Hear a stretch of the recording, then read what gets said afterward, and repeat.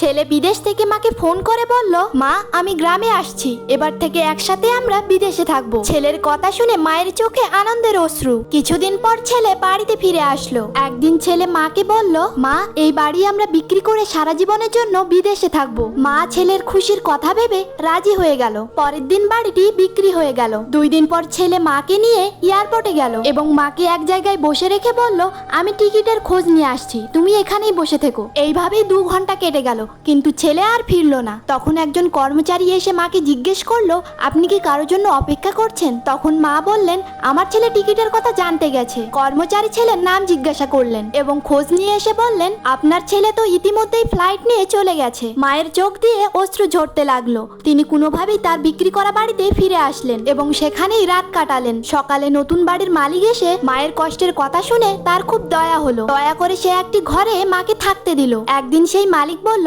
মা আপনি আপনার কোনো আত্মীয়ের ঘরে চলে যান, আপনার তো অনেক বয়স হয়েছে। তখন মা এক বুক কষ্ট নিয়ে বলল, হয়তো আমার ছেলে একদিন আমার কথা মনে করে আমার কাছে ফিরে আসবে, তখন তো তার আমাকেই খেয়াল রাখতে হবে। বন্ধুরা, মা কখনো সন্তানের কথা ভুলে যায় না, সন্তান যতই তার সাথে অন্যায় করুক।